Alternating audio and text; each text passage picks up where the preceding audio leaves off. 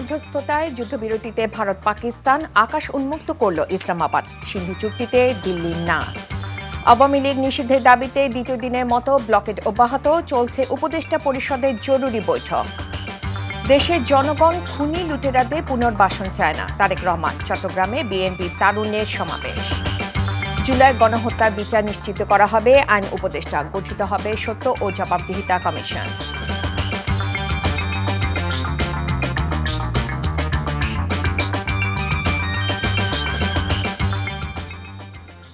আসসালামু আলাইকুম। রায়কা আল হোসেন স্বাগত জানাচ্ছি এনটিভির রাতের খবরে। ক্রাউন সিমেন্ট শিরোনাম দেখছিলেন, এবার চলুন পুরো খবরে।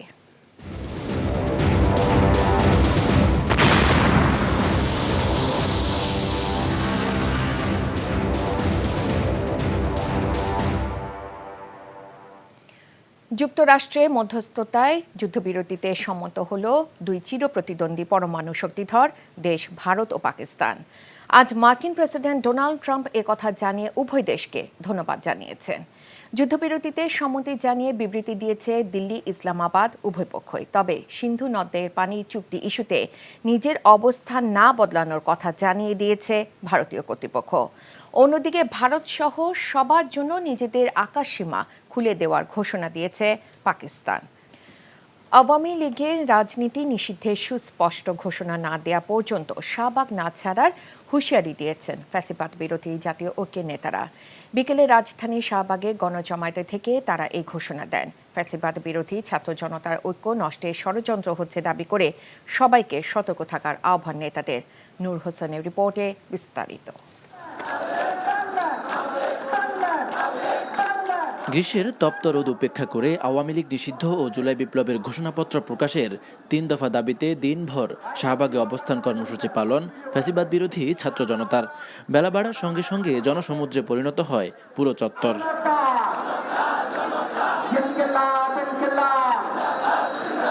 মিছিল নিয়ে একে একে গণজমায়েত স্থলে জড়ো হয় জাতীয় নাগরিক পার্টি, জামায়াতে ইসলামী, ইসলামী আন্দোলন বাংলাদেশ, ইসলামী ছাত্র শিবির সহ বিভিন্ন রাজনৈতিক ও সামাজিক সংগঠনের নেতাকর্মীরা।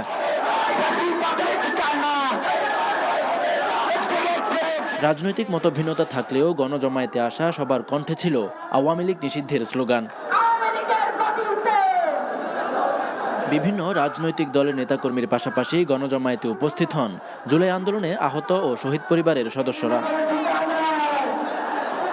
গণজমায়েতে সংহতি প্রকাশ করে জাতীয় নাগরিক পার্টির সদস্য সচিব আক্তার হোসেন হুঁশিয়ারি দিয়ে বলেন, আওয়ামী লীগ পুনর্বাসনের ষড়যন্ত্র করলে অন্তর্বর্তী সরকারকেও রুখে দাঁড়াবে ফ্যাসিবাদ বিরোধী ছাত্র জনতা।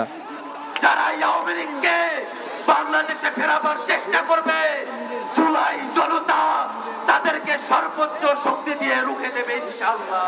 যতক্ষণ পর্যন্ত আওয়ামী লীগকে দলগতভাবে বিচারের আওতায় না নিয়ে আসা হয়, ততক্ষণ পর্যন্ত এই জুলাই জনতা শাহবাগ ছেড়ে যাবে না। এদিকে আওয়ামী লীগ নিষিদ্ধের দাবিতে রাজধানীর যাত্রাবাড়ি সহ বিভিন্ন এলাকায় অবরোধ কর্মসূচি পালন করে ফ্যাসিবাদ বিরোধী ছাত্র জনতা। নূর হোসেন, এনটিভি নিউজ, ঢাকা। এ বিষয়ে জানতে যাচ্ছি শাহবাগে, যেখানকার হোটেল ইন্টারকন্টিনেন্টাল এলাকায় আছেন সহকর্মী শফি মাহমুদ সাগর। সাগর, এই মুহূর্তে সেখানকার পরিস্থিতি কেমন দেখছেন? সবশেষ কি খবর আছে আপনার কাছে?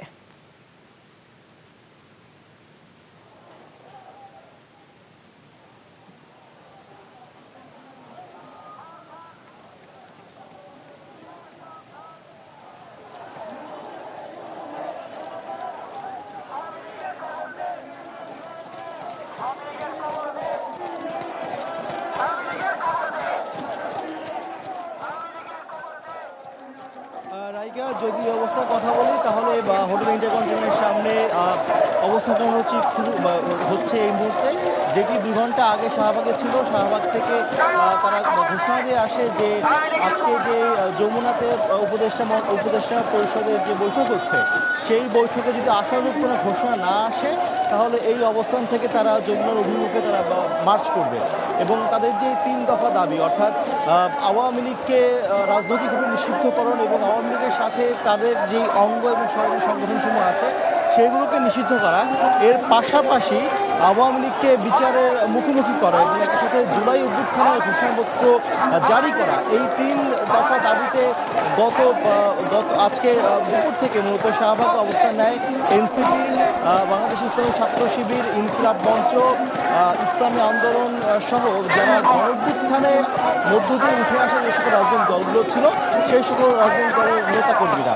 তো আমরা দেখেছি যে এই মুহূর্তে মূলত শাহবাগে রোড বাংলা মোটর অবধি পর্যন্ত এই পুরো রাস্তাটি ব্লকেট দেওয়া হয়েছে। ফলে যারা এই পথে যাওয়া আসা করছেন তাদের আসলে বাধ্য হয়ে অন্য কোনো বিকল্প রাস্তা খুঁজতে হচ্ছে। আর এই মুহূর্তে আমরা দেখতে পাচ্ছি যে পুরো এই জনতা সবাই আসলে অপেক্ষায় আছে যে কখন যমুনা থেকে তাদের যে কাঙ্ক্ষিত ঘোষণা অর্থাৎ আওয়ামী লীগের নিষিদ্ধকরণের ঘোষণা সেটি আসে। তারা সেই অপেক্ষায় আছেন। যদি আওয়ামী লীগের নিষিদ্ধ ঘোষণাটি তারা আজকে না দেয় তখন সেই বিষয়ে তারা বলেছেন যে তারা এখানে অবস্থান করবেন এবং হয়তো কিছুক্ষণ পরে তারা যমুনার দিকে অভিমুখে লং মার্চ করবেন। অর্থাৎ আওয়ামী লীগের নিষিদ্ধের আগ পর্যন্ত এই অবস্থান কর্মসূচি থেকে তারা আসলে যাচ্ছে না বলেই তারা জানিয়েছেন। তো রাইকা, এই ছিল ইন্টারকন্টিনেন্টাল থেকে আজকের আওয়ামী লীগ নিষিদ্ধকরণের যে দাবিতে যেই সমাবেশ, সেই সমাবেশের সর্বস্ব অবস্থা। জানছিলাম শাহবাগের গণজমায়েতের খবর। এছাড়া আওয়ামী লীগ নিষিদ্ধের দাবিতে সারা দেশে বিক্ষোভ সমাবেশ করছে এনসিপি সহ বিভিন্ন রাজনৈতিক দল, সামাজিক ও সাংস্কৃতিক সংগঠন। খুলনায় আওয়ামী লীগ নিষিদ্ধের দাবিতে মশাল মিছিল করেছে ছাত্র জনতা। নগরীর শিববাড়ি থেকে একটি মশাল মিছিল বের হয়ে নগরীর বিভিন্ন সড়ক প্রদক্ষিণ করে। আওয়ামী লীগ নিষিদ্ধ সহ 3 দফা দাবিতে বরিশালে অবস্থান কর্মসূচি পালন করছে ছাত্র জনতা।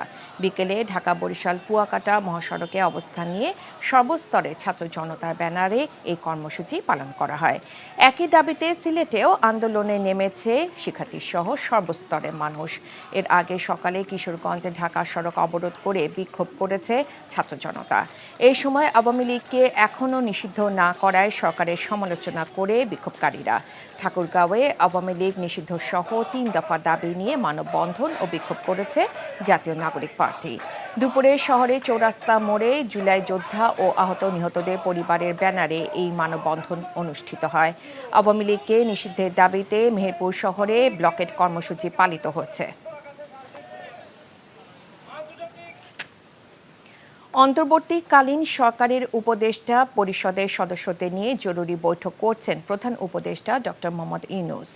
রাত 8টায় রাষ্ট্রীয় অতিথি ভবন যমুনায় এই বৈঠক শুরু হয়। আওয়ামী লীগ নিষিদ্ধ সহ বিভিন্ন দাবিতে রাজধানী শাহবাগ ও দেশের বিভিন্ন স্থানে আন্দোলন চলছে। উদ্ভূত পরিস্থিতিতে এই জরুরি বৈঠক ডাকেন প্রধান উপদেষ্টা ডক্টর মোহাম্মদ ইউনূস। ধারণা করা হচ্ছে আওয়ামী লীগ নিষিদ্ধ সহ সাম্প্রতিক আন্দোলনের বিষয় নিয়ে বৈঠকে আলোচনা হচ্ছে। তবে বৈঠকে কি নিয়ে আলোচনা হতে পারে সেই বিষয়ে আনুষ্ঠানিকভাবে কিছু জানানো হয়নি। এই মুহূর্তে রাষ্ট্রীয় অতিথি ভবন যমুনার সামনে আছেন আমাদের সিনিয়র করেসপন্ডেন্ট ফাহাদ মোহাম্মদ। সরাসরি যাচ্ছি তার কাছে।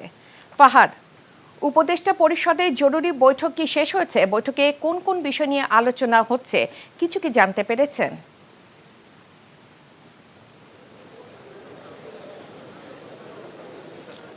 রাইকা, উপদেষ্টা পরিষদের যে বৈঠক অন্তর্বর্তী সরকারের সেটি শুরু হয়েছে রাত 8টায়। এটি এখনও কিন্তু শেষ হয়নি, এখন প্রায় 11:15 বাজে। কিন্তু বৈঠকটি জরুরি, এই বৈঠকটি আমরা যেটুকু জানতে পেরেছিলাম যে প্রেস উইং থেকে জানানো হয়েছিল যে 8টায় শুরু হয়ে 8:30টার সময় বৈঠকটি শেষ হয়ে যাবে এবং পরে ব্রিফিং করা হবে। কিন্তু সেই বৈঠকটি কিন্তু এখনও দীর্ঘ 3 ঘন্টার কাছাকাছি হয়ে গেছে। উপদেষ্টারা ভিতরে ঢুকেছেন এবং বৈঠকে বসেছেন অন্তর্বর্তী সরকারের প্রধান উপদেষ্টা ডক্টর মোহাম্মদ ইউনূসের সভাপতিত্বে।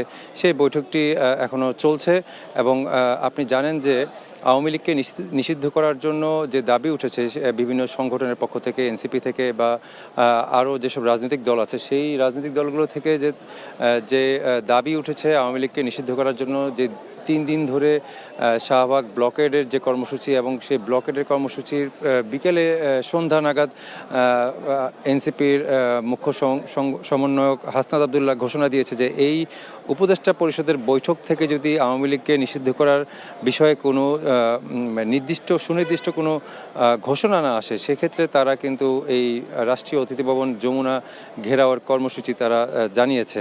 তো আমরা যেটুকু জানতে পেরেছি যে সেই এনসিপি সহ বিভিন্ন রাজনৈতিক দলের যারা আন্দোলনকারীরা রয়েছে তারা কিন্তু শাহবাগ থেকে ইতোমধ্যে হোটেল ইন্টারকন্টিনেন্টালের সামনে অবস্থান করছে এবং তারাও অপেক্ষা করছে যে এই উপদেষ্টা পরিষদের বৈঠক থেকে কি তারা জানতে পারে। তো সেইটার উপর নির্ভর করছে আসলে এখানকার পরিস্থিতি এর পরবর্তীতে কি হবে। এবং আমরা যেটাকে দেখেছি যে এই যখনই আন্দোলনকারীরা ইন্টারকন্টিনেন্টালের সামনে অবস্থান নিয়েছে তার পরপরই রাষ্ট্রীয় অতিথি ভবন যমুনার আশেপাশে যেসব জায়গা রয়েছে সবগুলো রাস্তায় কিন্তু বন্ধ করে দেওয়া হয়েছে এবং পর্যাপ্ত নিরাপত্তা ব্যবস্থা গ্রহণ করা হয়েছে। তো সব মিলিয়ে বলতে পারি রাইকা এখানে এখনো পর্যন্ত বৈঠক শেষ হয়নি। বৈঠক শেষ হওয়ার পরে এখানে সাংবাদিকরা অপেক্ষমান রয়েছেন, তাদেরকে ব্রিফিংয়ে জানানো হবে আসলে বৈঠকে কি আলোচনা হয়েছে। রাইকা, জানছিলাম উপদেষ্টা পরিষদের জরুরি বৈঠকের খবর। এবার অন্য প্রসঙ্গ। বৌদ্ধ ধর্মাবলম্বীদের সবচেয়ে বড় ধর্মীয় উৎসব বুদ্ধ পূর্ণিমা উপলক্ষে এই ধর্মের বিশিষ্ট ব্যক্তিদের সাথে শুভেচ্ছা বিনিময় করেছেন অন্তর্বর্তীকালীন সরকারের প্রধান উপদেষ্টা অধ্যাপক মোহাম্মদ ইউনূস। বিকেলে প্রধান উপদেষ্টার বাসভবন রাষ্ট্রীয় অতিথি ভবন যমুনায় শুভেচ্ছা বিনিময় করেন ডক্টর ইউনূস। বাংলাদেশের মানুষ ধর্ম বর্ণ নির্বিশেষে সবাই নাগরিক অধিকার ভোগ করবে বলে এ সময় উল্লেখ করেন তিনি। গৌতম বুদ্ধ যে বাণী দিয়ে গেছেন তা অনুসরণ করার জন্য সকলের প্রতি আহ্বান জানান প্রধান উপদেষ্টা। বুদ্ধ পূর্ণিমা উপলক্ষে দেশের সকল বৌদ্ধ ধর্মাবলম্বীদের শুভেচ্ছা জানান তিনি। কয়েকটি বৌদ্ধ বিহারে প্রধানসহ বৌদ্ধ ধর্মাবলম্বী বিশিষ্ট ব্যক্তিগণ প্রধান উপদেষ্টার সাথে শুভেচ্ছা বিনিময় করেন।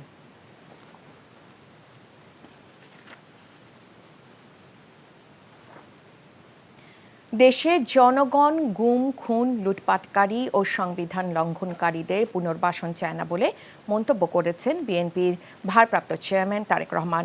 বলেন, সরকারের কাছে বিএনপি সুস্পষ্ট বক্তব্য তুলে ধরেছে, অন্তর্বর্তী সরকারকে সফল দেখতে চায় বিএনপি। উল্লেখ করে তিনি বলেন, সরকারের কার্যক্রম সম্পর্কে স্বচ্ছ ধারণা চায় তার দল। আর গণতন্ত্র প্রতিষ্ঠায় ও ভোটাধিকার রক্ষায় সব ধর্মের মানুষকে ঐক্যবদ্ধ হওয়ার আহ্বান জানান তিনি। ইফতেখার রেজার রিপোর্ট। রাজধানীর গুলশানে বিএনপি চেয়ারপারসন কার্যালয়ে বুদ্ধ পূর্ণিমা উপলক্ষে শুভেচ্ছা বিনিময় অনুষ্ঠানে ভার্চুয়ালি যুক্ত হন বিএনপির ভারপ্রাপ্ত চেয়ারম্যান তারেক রহমান। যারা বারবার সংবিধান লঙ্ঘন করেছে তাদের সবার বিরুদ্ধে আইনগত ব্যবস্থা নেওয়ার দাবি জানিয়ে তারেক রহমান বলেন, সংবিধান লঙ্ঘনকারীদের বিচার করতে হবে যাতে কোনোভাবে আর গুম খুন ফিরে না আসে। যারা বারবার সংবিধান লঙ্ঘন করেছে, দেশে অবৈধ সংসদ বা সরকার গঠন করেছে, যারা সংবিধান লঙ্ঘনের সঙ্গে জড়িত ছিল, তাদের প্রত্যেকের বিরুদ্ধে আইনগতভাবে ব্যবস্থা নিতে হবে। দেশের জনগণ, সরকার এবং রাজনীতিতে কোনোভাবেই গুম খুন অপহরণ, দুর্নীতি লুটপাট, টাকা পাচারকারী, বর্বর বন্দিশালা আয়নাঘরের প্রতিষ্ঠাতা, পতিত পলাতক পরাজিত অপশক্তির পুনর্বাসন চায় না এই বাংলাদেশের মানুষ। বিএনপির ভারপ্রাপ্ত চেয়ারম্যান আরও বলেন, নিজেদের রাজনৈতিক স্বার্থ হাসিল করতে বিভিন্ন ধর্মের লোকদের হাতিয়ার হিসেবে ব্যবহার করেছে পতিত স্বৈরাচার। বিএনপি এই সরকারকে সফল দেখতে চায়, তবে এখানে একটি কথা রয়ে গেছে, সরকারের কার্যক্রম সম্পর্কে যাতে জনগণের সামনে একটা স্বচ্ছ ধারণা থাকে। এ কারণেই কিন্তু বিএনপি প্রথম থেকেই অন্তর্বর্তীকালীন সরকারের কাছে তাদের একটি কর্ম পরিকল্পনার পথ নকশা ঘোষণার আহ্বান বারবার জানিয়ে আসছে। পলাতক স্বৈরাচার তাদের নিজেদের হীন দলীয় রাজনৈতিক স্বার্থ চরিতার্থ করার জন্য দেশের বিভিন্ন ধর্মীয় জনগোষ্ঠীকে দাবার গুটি হিসেবে ব্যবহার করেছে। আগামীতে কেউ যাতে ভোটের অধিকার কুক্ষিগত করতে না পারে সেদিকে দেশের মানুষকে সজাগ থাকার আহ্বানও জানান তারেক রহমান। গণতন্ত্রকে ইফতেখার রেজা, এনটিভি নিউজ, ঢাকা। দেশের 18 কোটি মানুষ আওয়ামী লীগকে দেখতে চায় না বলে মন্তব্য করেছেন বিএনপি মহাসচিব মির্জা ফখরুল ইসলাম আলমগীর। মানুষ গণতন্ত্র চায়, ভোটাধিকার চায় উল্লেখ করে তিনি বলেছেন, গণতন্ত্র নিয়ে যে কোনো চক্রান্ত প্রতিহত করবে জনগণ। চট্টগ্রামে তারুণ্যের সমাবেশে এসব কথা বলেন তিনি। শামসুল হক হায়দরীকে সাথে নিয়ে ইমরুল আহসানের রিপোর্ট। ছবি তুলেছেন আয়নাল আহমেদ ও এনামুল হক। তীব্র তাপদাহ উপেক্ষা করে তারুণ্যের পদধ্বনি বন্দরনগরী চট্টগ্রামে। তরুণদের পাশাপাশি দূর দূরান্ত থেকে এসেছেন হাজারো জনতা, যাদের রাজনৈতিক অধিকার প্রতিষ্ঠায় বিএনপির 3 সহযোগী সংগঠন, যুবদল, ছাত্রদল ও স্বেচ্ছাসেবক দলের উদ্যোগে তারুণ্যের এই সমাবেশ। এই তরুণরাই সমাজের প্রতিটি স্তরে পরিবর্তনের কানায় কানায় পূর্ণ হয়ে যায় পলো গ্রাউন্ড মাঠ। তিল ধারণের ঠাঁই ছিল না সেখানে, তবে ছিল চমক। তারুণ্যের সমাবেশের মঞ্চে হাজির হন জাতীয় ক্রিকেট দলের সাবেক অধিনায়ক তামিম ইকবাল। ওনারা যখন সুযোগ পাবেন তখন ওনাদের বেস্ট ট্রাই করবেন যে চিটগং এর ইন্টারেস্টটা ওনারা সব জায়গায় রাখবেন। এই স্পোর্টসকে ওনারা প্রমোট করবেন in the right possible way, যেরকম চিটগং থেকে আবার আমরা আগের দিনে ফিরে যাই। লাখো মানুষের সমাবেশে বিএনপির মহাসচিব বলেন, স্বৈরাচার পালিয়ে গেলেও তাদের পেতাত্তারা চক্রান্ত অব্যাহত রেখেছে। আওয়ামী লীগের রাজনীতির ভবিষ্যৎ নিয়ে তার দলের অবস্থানও তুলে ধরেন মির্জা ফখরুল। দাবি হচ্ছে যে আওয়ামী লীগকে নিষিদ্ধ করতে হবে, তাই না? আমরা এই মাঠে যারা আছি তারা সবাই শুধু নয় বন্ধুগণ, আমরা বাংলাদেশের 18 কোটি মানুষ এই আওয়ামী লীগকে দেখতে চাই না। কারণ এই আওয়ামী লীগ বাংলাদেশ স্বাধীন হওয়ার পর থেকেই তারা এই বাংলাদেশের মানুষের উপর নির্যাতন করে এসেছে। গণতন্ত্র ফেরাতে যাদের দায়িত্ব দেওয়া হয়েছে তারা তা পারছে না উল্লেখ করে অধিকার আদায়ে তরুণদের ফের জেগে ওঠার আহ্বান জানান বিএনপির মহাসচিব। দলের স্থায়ী কমিটির সদস্য আমির খসরু মাহমুদ চৌধুরী বলেন, বাংলাদেশকে জিম্মি করে কারো স্বার্থ আদায় করতে দেওয়া হবে না। আমাদের নেত্রী বেগম খালেদা জিয়া, তিনি 9টা বছর শহীদ প্রেসিডেন্ট জিয়া রহমানের শাহাদাতের পরে গণতন্ত্রের জন্য পথে পথে মাঠে ঘাটে ঘুরে ঘুরে বেরিয়ে গণতন্ত্রকে ফিরে নিয়ে এসেছেন এরশাদকে পরাজিত করে। তিনি আমাদেরকে পার্লামেন্টে ডেমোক্রেসি দিয়েছিলেন। বাংলাদেশের মানুষকে জিম্মি করে কারো স্বার্থ, কোন গোষ্ঠীর স্বার্থ আদায় করা সম্ভব হবে না। আপনারা লড়াই করেছেন বাংলাদেশের মানুষের মালিকানা ফিরিয়ে দেওয়ার জন্য। জাতীয় নির্বাচনের রোডম্যাপ ঘোষণার জন্য অন্তর্বর্তী সরকারকে চাপে রাখতে চায় বিএনপি। মূলত এই দাবিকে সামনে রেখে দলটির 3 সহযোগী সংগঠনের উদ্যোগে তারুণ্যের রাজনৈতিক অধিকার প্রতিষ্ঠার এই কর্মসূচি। বিএনপি চাচ্ছে ডিসেম্বরের মধ্যে ভোট, আর সেই নির্বাচনের সুস্পষ্ট পথরেখার দাবিতে সামনের দিনে আরও সোচ্চার হবার ইঙ্গিত দিচ্ছে তারা। Imrul Ahsan, NTV news, Chittagong. পারিবারিক একটি অনুষ্ঠানে যোগ দিতে বিএনপি চেয়ারপারসন বেগম খালেদা জিয়া তার ছোট ভাই শামীম ইস্কান্দারের বাসায় গেছেন। রাতে গুলশানের নিজ বাসভবন ফিরোজা থেকে তিনি তার ছোট ভাইয়ের বাসায় যান। তার ভাইয়ের বাসাও গুলশানে। দীর্ঘ 4 মাস লন্ডনে চিকিৎসা শেষে গত 6 মে দেশে ফিরেন বিএনপি চেয়ারপারসন বেগম খালেদা জিয়া। এরপর থেকে তিনি সম্পূর্ণ বিশ্রামে ছিলেন।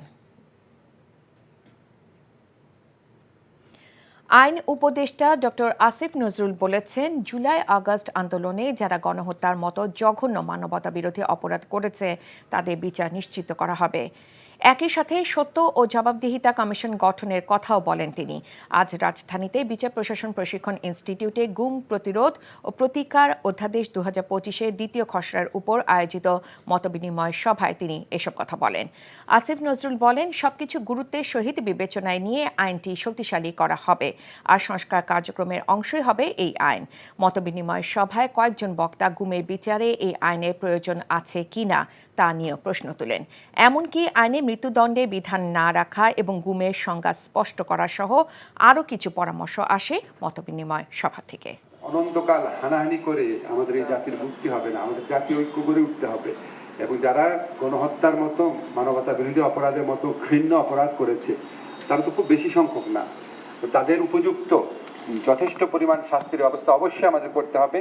এবং তারা যে এই জাতিতে একটা বিচ্ছিন্ন, এই জাতির মূল ধারা থেকে বিচ্ছিন্ন, সেটাকে এস্টাবলিশ করার জন্য হলেও আমাদের ট্রুথ অ্যান্ড রিকনসিলিয়েশন কমিশন করতে হবে। আইনি প্রক্রিয়ার মাধ্যমে সর্বোচ্চ শাস্তি দেওয়ার জন্য যা যা করা যায় সেটার লক্ষ্যে আমরা বদ্ধপরিকর। সাবেক রাষ্ট্রপতি আব্দুল হামিদের দেশত্যাগের বিষয়ে পুলিশের স্পেশাল ব্রাঞ্চ এসবি থেকে মন্ত্রণালয়ের কোনো নিষেধাজ্ঞার কাগজ পাঠিয়েছে কিনা তা জানা নেই স্বরাষ্ট্র উপদেষ্টা লেফটেন্যান্ট জেনারেল মোহাম্মদ জাহাঙ্গীর আলম চৌধুরীর। তবে কিভাবে আব্দুল হামিদ দেশ ছাড়লেন সেটি তদন্ত করা হচ্ছে। 3 দিনের মধ্যে তদন্ত প্রতিবেদন পাওয়ার পর ব্যবস্থা নেওয়া হবে। শনিবার সকালে হযরত শাহজালাল আন্তর্জাতিক বিমানবন্দর পরিদর্শন শেষে সাংবাদিকদের এসব কথা বলেন উপদেষ্টা। তিনি বলেন, আব্দুল হামিদের দেশ ছাড়ার পেছনে দোষীদের কাউকে ছাড় দেওয়া হবে না। এ সময় শেখ হাসিনাকে দেশে ফিরিয়ে আনার বিষয়ে আবেদনের প্রেক্ষিতে ইন্টারপোল কাজ করছে বলেও জানান তিনি। সাবেক রাষ্ট্রপতি আব্দুল হামিদের দেশত্যাগে যারা জড়িত তাদের ব্যাপারে খোঁজ খবর নেওয়া হচ্ছে বলে জানিয়েছেন প্রধান উপদেষ্টা প্রেস সচিব মোহাম্মদ শফিকুল আলম।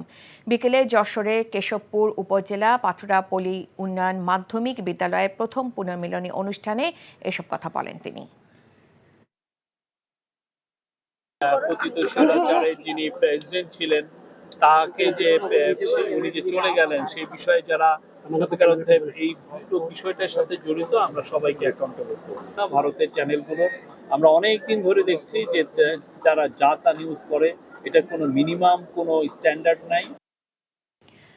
অপরিকল্পিত নগরায়ন এবং শিল্পায়নের ফলে দেশে 0.19% কৃষি জমি নষ্ট হয়। ফলে টেকসই উন্নয়নের জন্য সমন্বিত স্থানিক পরিকল্পনা দরকার।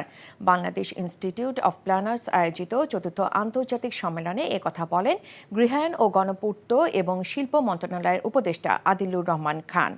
সকালে ঢাকা বিশ্ববিদ্যালয়ের সিনেট ভবনে সম্মেলনে পরিবেশ, বন ও জলবায়ু পরিবর্তন এবং পানি সম্পদ মন্ত্রণালয় উপদেষ্টা সৈয়দা রিজওয়ানা হাসান বলেন, রোহিঙ্গা শিবির বা অর্থনৈতিক অঞ্চলগুলো জীববৈচিত্র্য ধ্বংস করছে।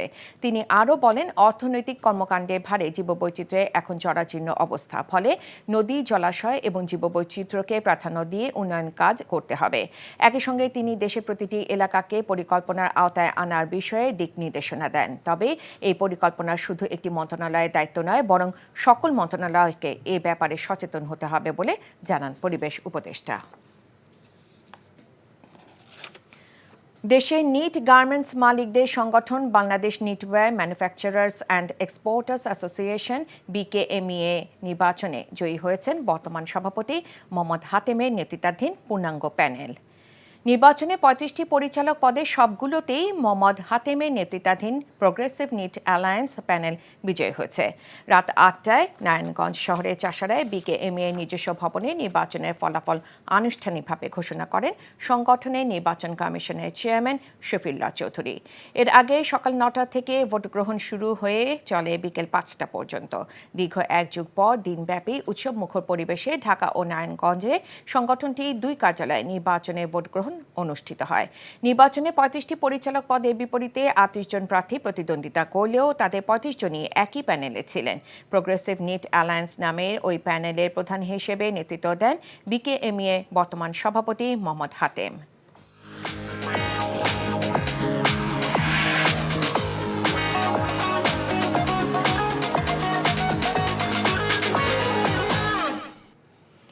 মার্কেন্টাইল ব্যাংক অর্থনীতির খবর। Bangladesh securities and exchange commission বিসেকের চেয়ারম্যান হিসেবে খন্দকার রাশেদ মাকসুদ যোগ দেওয়ার পর শেয়ার বাজারে ৯০% বিনিয়োগকারী পুঁজি হারিয়ে নিঃস্ব হয়ে গেছেন বলে অভিযোগ করেছে Bangladesh capital market investor association.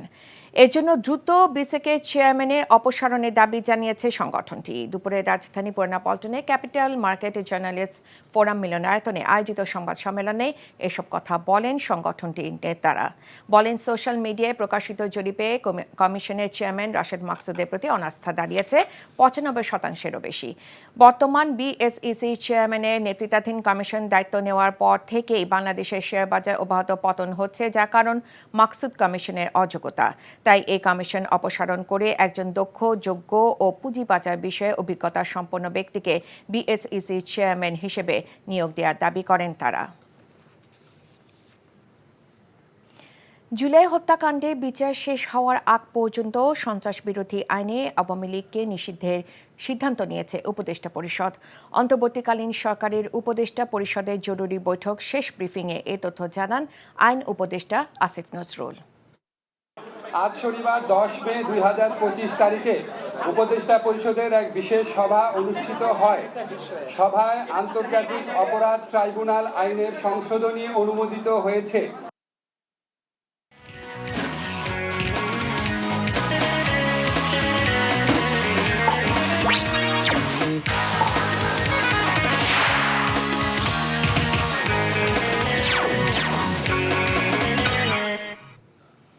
Ispahani premium টি খেলার খবর।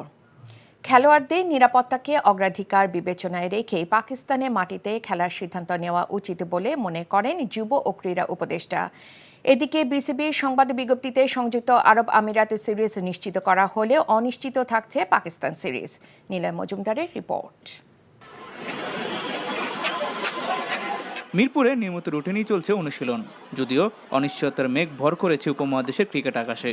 ভারত পাকিস্তানের মধ্যকার সংঘাতে যুদ্ধবিরতির প্রস্তাব উঠলেও থেকে যাচ্ছে নিরাপত্তার ঝুঁকি।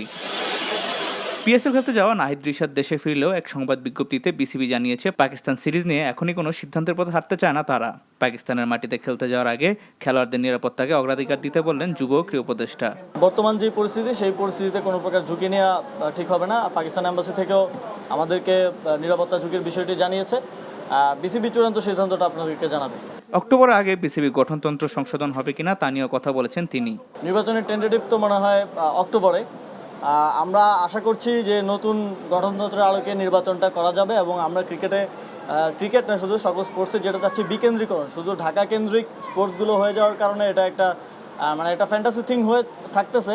পাকিস্তান সিরিজ অনিশ্চিত থাকলেও যথাসময় সংযুক্ত আমিরাতে খেলতে যায় বাংলাদেশ বলে জানিয়েছে বিসিবি। নীলা মজুমদার, এনটিভি নিউজ, ঢাকা। খবর শেষ করছি, যাবার আগে ক্রাউন সিমেন্ট শিরোনামগুলো আরও একবার জানিয়ে দিচ্ছি। মার্কিন মধ্যস্থতায় যুদ্ধবিরতিতে ভারত পাকিস্তান, আকাশ উন্মুক্ত করল ইসলামাবাদ, সিন্ধু চুক্তিতে দিল্লির না। ফ্যাসিবাদ বিরোধীদের আন্দোলনের মুখে আওয়ামী লীগকে নিষিদ্ধের সিদ্ধান্ত নিল উপদেষ্টা পরিষদ। দেশের জনগণ খুনি লুটেরাদের পুনর্বাসন চায় না, তারেক রহমান। চট্টগ্রামে বিএনপি তারুণ্যের সমাবেশ।